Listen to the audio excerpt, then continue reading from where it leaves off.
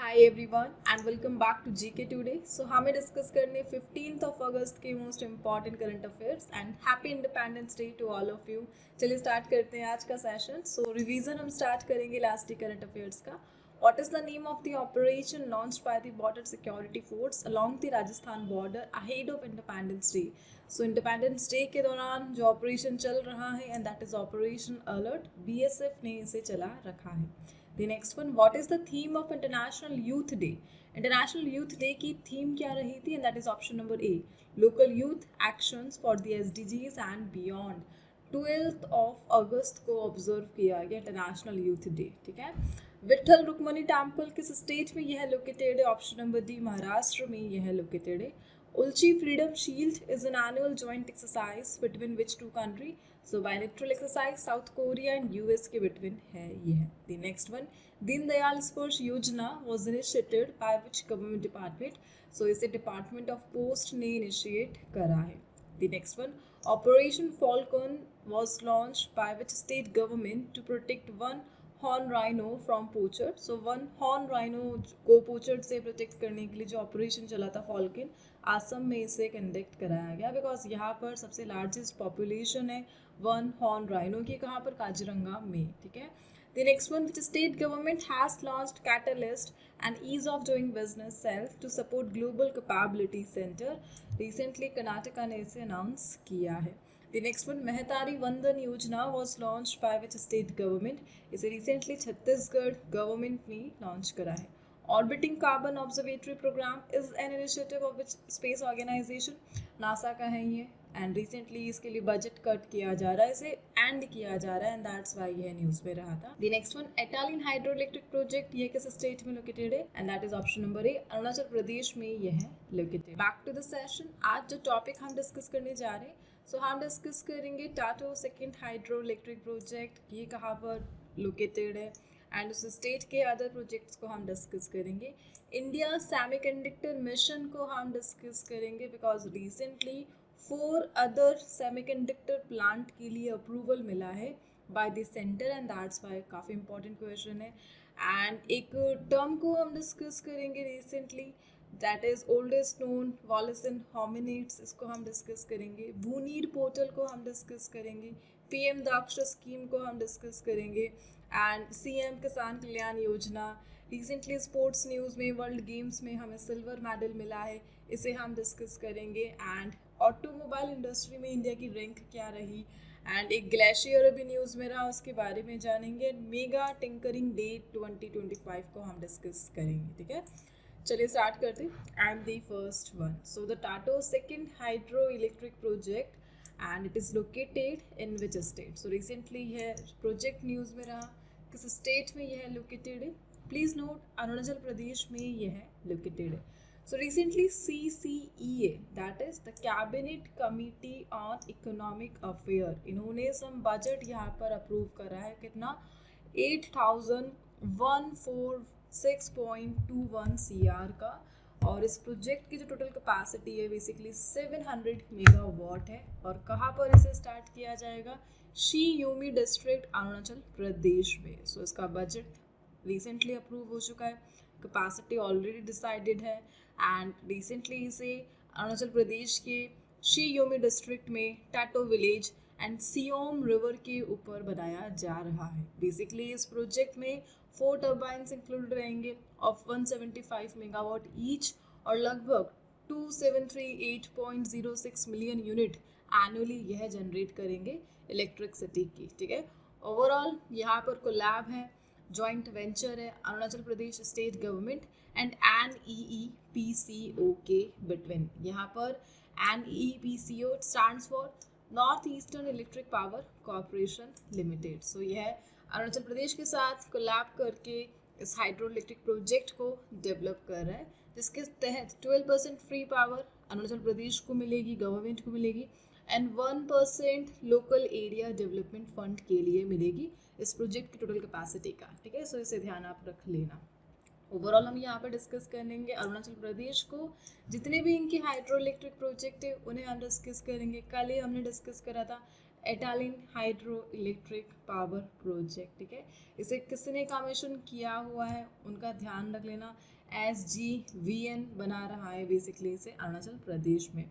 Subansiri lower hydro electric project, इसे NHPC ने develop करा है, अरुणाचल प्रदेश में यह लोकेटेड है।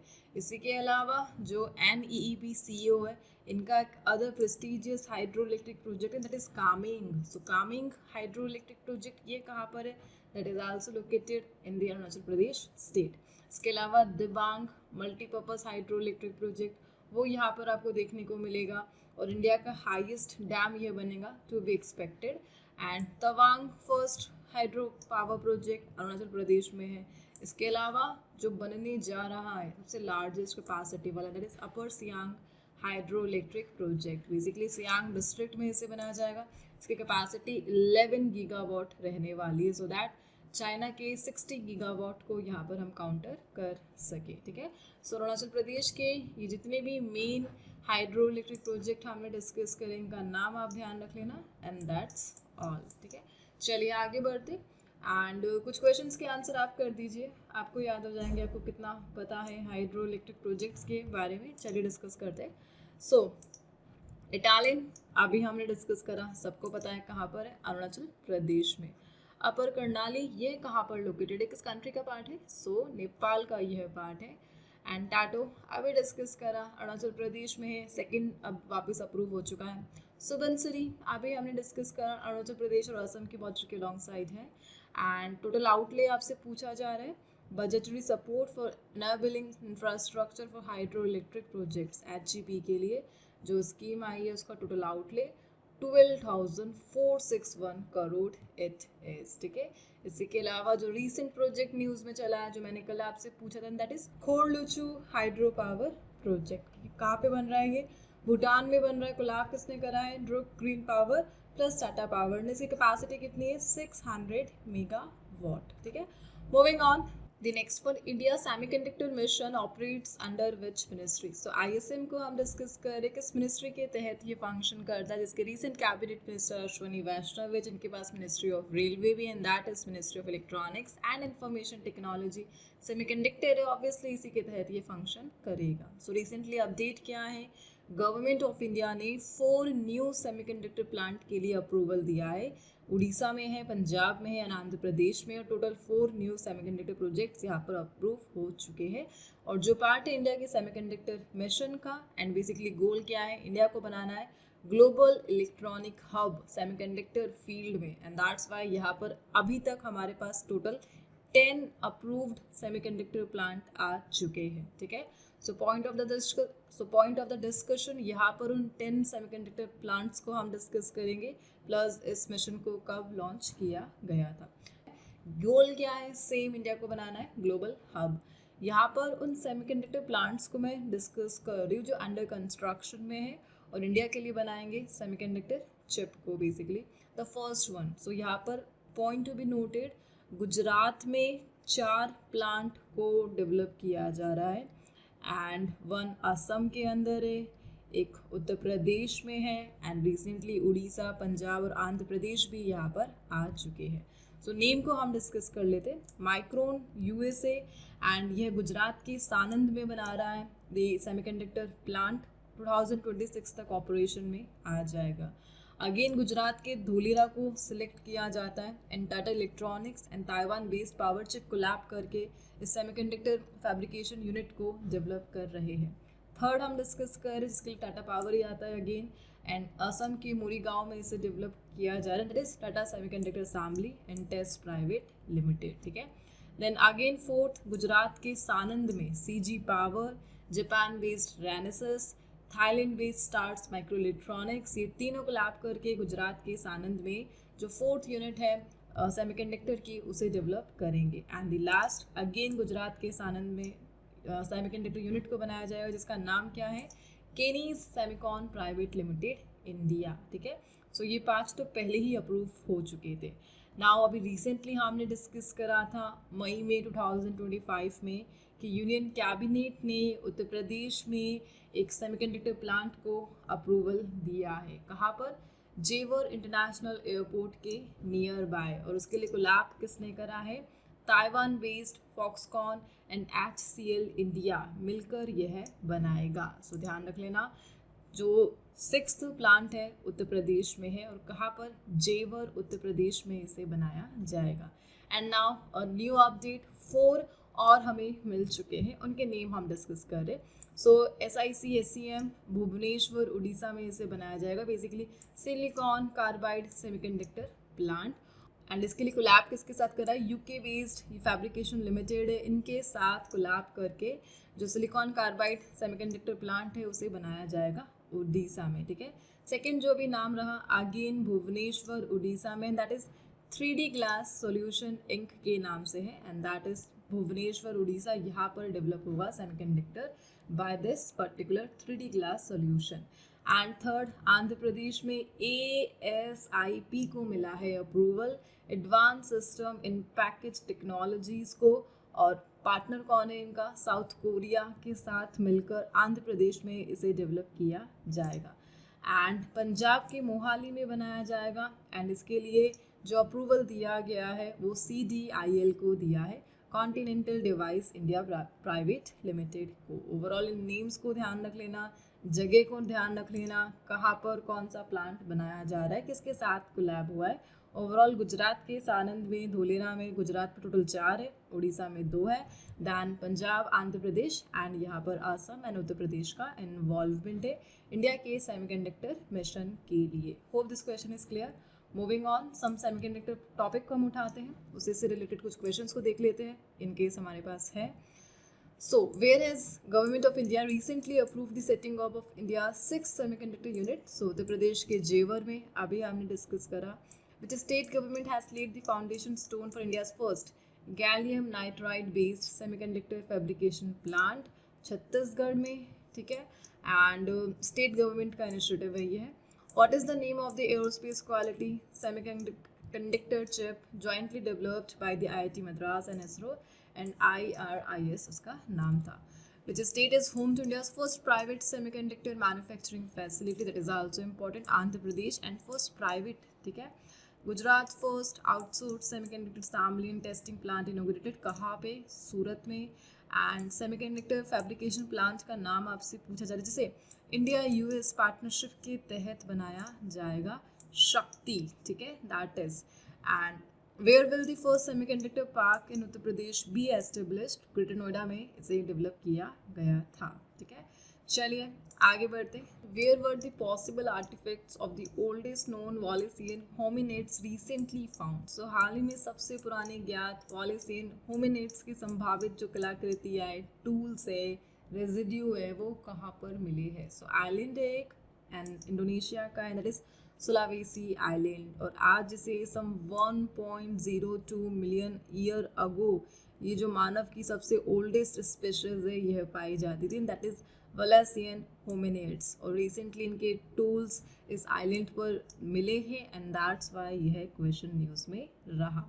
ओवरऑल यहाँ पे बताया गया कि ये जो स्पीशीज है ह्यूमंस की आज से 1 मिलियन ईयर अगो, ये पहले ऐसा रिसर्च में पाया गया केवल फ्लोर्स एंड लुजोन आइलैंड पर मिलती है। बेसिकली इंडोनेशिया के आइलैंड से ये सब फ्लोर्स, लुजोन, लेकिन अगेन अभी यहाँ पर डिस्कवरी से जो सुलावेसी आइलैंड है यहाँ पर भी जो टूल्स है, एंशिएंट आर्टिफैक्ट्स है वो मिले हैं एंड नाउ यहाँ पर न्यू खोज है वो यहाँ पर सामने आई है कि यस अदर आइलैंड्स पे भी जो वॉलेसियन होमिनिड्स है इनके जो टूल्स है वो मिले, यानी ये लोग इस जगह से ट्रैवल करके सुलावेसी आइलैंड तक भी पहुँचे हैं, यानी इनके पास कैपेबिलिटी है दूर दूर तक डिस्टेंस को कवर करने की। और ये खुलासा भी हुआ है इस डिस्कवरी से, दैट्स वाई हम यहाँ पर इसे पढ़ रहे हैं।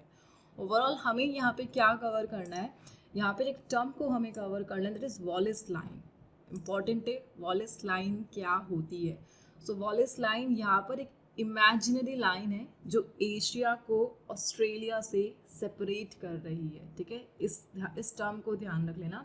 वॉलेस लाइन एशिया को ऑस्ट्रेलिया से सेपरेट कर रही है और एग्जैक्टली किन्होंने वॉलेस लाइन को डिस्कवर करा था and that person is also important. So Alfred Wallace है और उनके नाम पर ये वॉलेस नाम यहाँ पे रखा गया है एंड बाउंड्री इन्होंने सेट करी ऑस्ट्रेलिया एंड एशिया के between by the Wallace line, and that's why ये अभी न्यूज़ में रहा। ठीक है, चलिए आगे बढ़ते। The next one, which organisation launch the Bhuneer portal. So Bhuneer portal को हम यहाँ पे डिस्कस करें, वाटर मैनेजमेंट के लिए है ये, अंडर वाटर मैनेजमेंट के लिए। किसने इसे लॉन्च करा है? CGW, central ground water authority, CGWA ने इसे लॉन्च करा है। एंड बेसिकली 2024 में इसे लॉन्च किया गया था मिनिस्ट्री ऑफ जल शक्ति के तहत। एंड बेसिकली एनओसी एप्लीकेशन को फैसिलिटेट करता है। एनओसी यानी no objection certificate application, so that easily ground water को यूज किया जा सके वेरियस पर्पस से, इंडस्ट्रीज में, इंफ्रास्ट्रक्चर में एंड माइनिंग प्रोजेक्ट में। ठीक है, सो ये जो पोर्टल है सस्टेनेबल ग्राउंड वाटर जो मैनेजमेंट है उसे प्रमोट करता है, और जो ओवर एक्सट्रैक्शन है, खनन है वाटर का, उसके अगेंस्ट में काम करता है। बेसिकली गाइडलाइंस को पब्लिश करना, रूल्स एंड रेगुलेशन को देखना, and that is the Bhuneer portal by the CGWA, और किसके तहत आता है? मिनिस्ट्री ऑफ जल शक्ति। सो यहाँ पे कुछ पॉइंट्स हम डिस्कस कर सकते हैं। CGWA that is central ground water authority, सब 1997 में इसे बनाया गया था, एंड ग्राउंड वाटर रिसोर्स को यह देखती है। चलिए आगे बढ़ते। द नेक्स्ट वन, प्रधानमंत्री दक्षता और कुशलता संपन्न हितग्राही scheme was launch by which ministry. PM दक्ष को हम डिस्कस कर रहे हैं, एंड किस मिनिस्ट्री के द्वारा इसे इनिशिएट किया गया? That is ministry of social justice and empowerment. Please note, PM Daksh scheme को ऑफिशियली कब लॉन्च किया गया था? 2020 में इसे लॉन्च किया गया था। इसका मेन गोल क्या है? स्किल डेवलपमेंट इसका गोल है, सो दैट ट्रेनिंग दी जा सके और रोजगार को बूस्ट किया जा सके, and that is the PM Daksh ministry of social justice के तहत। रिसेंटली हुआ क्या? PM दक्ष के तहत सम 1,87,305 जो इंडिविजुअल्स है उन्हें स्किल ट्रेनिंग प्रोवाइड की जा चुकी है, एंड दैट्स वाई ये अभी न्यूज़ पे रहा, बिकॉज डेटा यहाँ पर सामने आया है। एंड सम 39% पीपल्स ने यहाँ पर जो रोजगार है और सेल्फ एम्प्लॉयमेंट है उसे भी सिक्योर कर लिया है। ओवरऑल इस स्कीम को मैनेज करने वाली बॉडीज़ कौन कौन सी है उन्हें ध्यान रख लेना। सो इस स्कीम को 3 मेजर कॉर्पोरेशन मेंटेन करती है। The first one is NSFDC यानी national scheduled caste finance and development corporation. The second one is NBCFDC, national backward classes finance and development corporation, and the last one is national सफाई कर्मचारी finance and development corporation. तो तीनों का ध्यान रख लेना। आपसे पूछा जा सकता है मिनिस्ट्री ऑफ PM दक्ष के साथ कौन कौन सी एसोसिएटेड है, कौन कौन सी नहीं। चलिए आगे बढ़ते दी नेक्स्ट वन, एंड हम यहाँ पे डिस्कस करें CM-KKY scheme, and that is CM किसान कल्याण योजना, एंड इसे किस स्टेट गवर्नमेंट ने लॉन्च करा है, and that is by Madhya Pradesh. सो मध्य प्रदेश के एट टाइम जो CM है that is doctor Mohan Yadav, and recently उन्होंने इस स्कीम की जो सेकेंड इंस्टॉलमेंट है उसे लॉन्च कर दिया है। बेसिकली इंस्टॉलमेंट क्या है, इस स्कीम को लाया क्यों गया, ऑब्जेक्टिव क्या है, कब इसे लाया गया, पहले हम ये डिस्कस कर लेते हैं। 2020 में इसे मध्य प्रदेश में लॉन्च किया गया था, द CM-KKY स्कीम। इसके तहत जो फार्मर्स हैं उन्हें 6,000 रुपीज़ पर फार्मर की जो एनुअल फाइनेंशियल एड है, आर्थिक सहायता एनुअली प्रोवाइड की जाएगी खरीफ और रबी सीजन में। एंड रिसेंटली यहाँ पर सम 83 लाख फार्मर्स को 6,000 रुपीज़ दिए जा चुके हैं CM-KKY स्कीम के तहत, एंड दैट्स वाई यह न्यूज़ में रहा। एंड PM किसान संपन्न निधि बेनिफिट्स यानी जो सेंट्रल लेवल की स्कीम है उसके साथ भी यहाँ पर जो आर्थिक सहायता है वो प्रोवाइड की गई। ओवरऑल 2 स्कीम्स यहाँ पर आपको दिख रही है, और उसके तहत किसानों को जो एनुअल फीस है वो यहाँ पर प्रोवाइड की गई, बेसिकली एनुअल सपोर्ट आप बोल सकते हैं।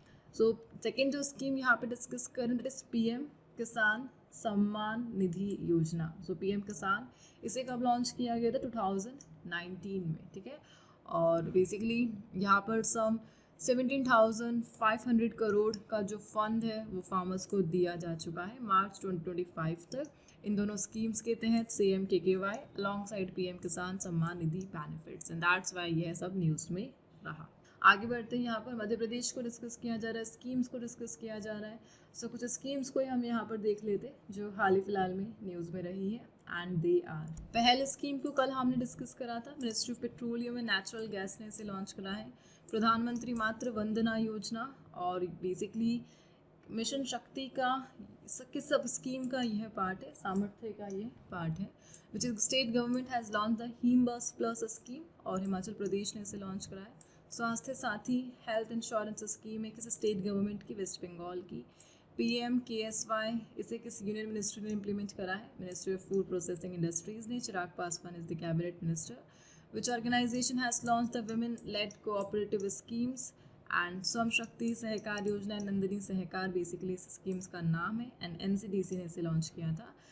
एंड सबैटिकल लीव स्कीम और फर्स्ट ऑफ इट्स टाइप है यह, सिक्किम ने इसे लॉन्च किया था।